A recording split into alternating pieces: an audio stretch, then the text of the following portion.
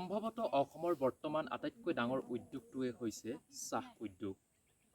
অসমত বিভিন্ন সময়ত বিভিন্ন সমস্যাই দেখা দি আহিছে। তাৰে মাজত অসমত বসবাস কৰা চাহ জনগোষ্ঠীসকলৰো বিভিন্ন সমস্যা আছে। কিন্তু সেই সমস্যাসমূহ সমাধান কৰিবৰ কাৰণে বিভিন্ন সময়ত বিভিন্ন চৰকাৰ আহিছে আৰু সেই চৰকাৰসমূহে বিভিন্ন প্ৰতিশ্ৰুতি দি গৈছে। আজিৰ তাৰিখত চাহ জনগোষ্ঠীয় লোকসকলক প্ৰতিনিধিত্ব কৰিবৰ কাৰণে ৰাজ্যসভাৰ সাংসদ আছে সন্মানীয় শ্ৰীযুত কামাখ্যা প্ৰসাদ তাছা। লোকসভাৰ সাংসদ হিচাপে দায়িত্বভাৰ গ্ৰহণ কৰিছে তেজপুৰৰ পল্লৱ লোচন দাসে। অসমৰ চাহ শ্ৰমিকসকলক প্ৰতিনিধিত্ব কৰিবৰ কাৰণে অৰ্থাৎ শ্ৰম মন্ত্ৰী হিচাপে আছে তিনিচুকীয়াৰ সঞ্জয় কিষাণ। তাৰোপৰি ৰূপজ্যোতি কুৰ্মী, তেৰছ গোৱালা বহুকেইজন বিধায়ক আছে চাহ জনগোষ্ঠীসকলৰ।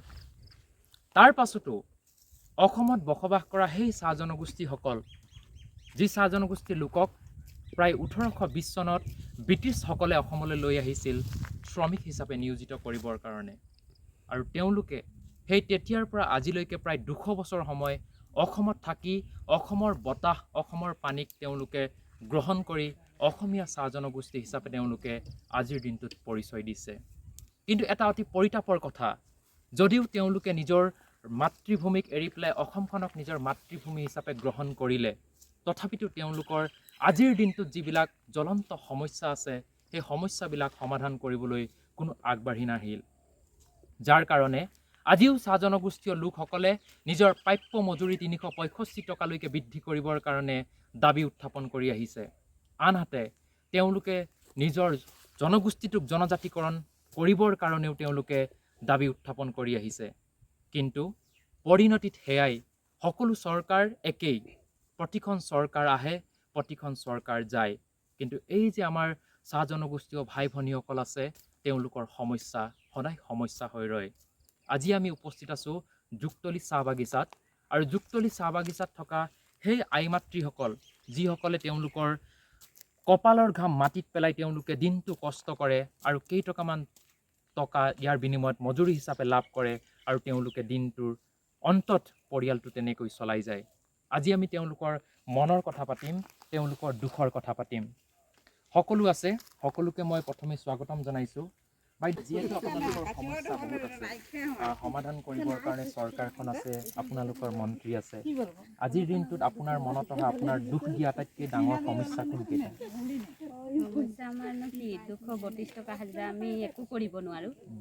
মাহততো হৈ যায় কিমান, 2000কৈ মানে 5000 টকা হয়, কিন্তু মাহত 5000কৈ বেছি খৰচা হয়। তাৰপিছত হাজিৰাটো বাঢ়িলে ভালেই হয়, বাঢ়িলে কি হ'ব, এতিয়াতো দোকানত দাম বাঢ়িলে চব্জি পাতি কিনি খাব নোৱাৰোঁ, অকল দাইল আলু এনেকুৱাই খাই আছোঁ। দামটো অলপ কমাই দিলেহে ভাল হ'ব। দাম বস্তু পাতিৰ দাম পাতিটো অলপ বস্তু কমাই দিব লাগে, সেইটোৱে লাগে। পইচাটো বাঢ়িলে নহয় কি হ'ব। কণ্ট্ৰলত যে চাউল দিছে এতিয়া, সেইটো কেলে কাটিছে? আপোনালোকৰ কণ্ট্ৰলত নাম কাটি দিছে? নাই কটা, আধাৰ কাৰ্ড নাই যে তাৰ কাটি দিছে, আৰু চাউল যিমান দিব লাগে ইমানটো দিয়া নাই, এইটোও কাটি আছে চাউলটো। আৰু এটা কথা কৈছিল, আপোনালোকৰ কাৰেণ্টৰ বিলৰ কথা কৈছিলে নে? কি সমস্যা হৈছে এইটো? কাৰেণ্টৰ বিল বেছিকৈ আহে। আৰু আপোনালোকৰ ল'ৰা ছোৱালীবিলাকৰ খেলা ধূলা কৰিবৰ কাৰণে সুবিধা আছেনে? আমাৰতো গাঁৱত আছে ঘৰ, একো সুবিধা দিয়া নাই চৰকাৰে। লাইনততো অলপ দিছে, অকণমানি স্কুল দিছে, তাৰপিছত ফিল্ডটোৰ ওচৰত বলো খেলে, ল'ৰা ছোৱালী খেলিবও পায়, কিন্তু গাঁৱততো একো সুবিধা নাই, খেলিবলৈ জেগাও নাই। তাৰপিছত স্কুল এটা দিব লাগে, সেইটোও নাই। আপোনালোকৰ স্কুলৰ কথা কৈছিলোঁ দেই, মাষ্টৰ নাই বুলি ক'লে। এয়া চাওক, আটাইতকৈ ডাঙৰ কথা এইটোৱেই যে যেতিয়া সাধাৰণ ৰাইজে এখন বিদ্যালয় বিচাৰে, বিদ্যালয়খনত যদি শিক্ষক নাই বুলি বিভাগে উত্তৰ দিয়ে, তেতিয়াহ'লে ইয়াতকৈ আৰু ডাঙৰ দুখ খবৰ কি হ'ব পাৰে? কাৰণ আমি বাৰম্বাৰ কৈ আছোঁ যে চাহ জনগোষ্ঠীয় লোকসকলক শিক্ষাৰ ফালৰ পৰা উন্নত কৰিব লাগে, তেওঁলোকক শিক্ষা দিব লাগে, তেওঁলোকক শিক্ষাৰ পোহৰ দিব লাগে।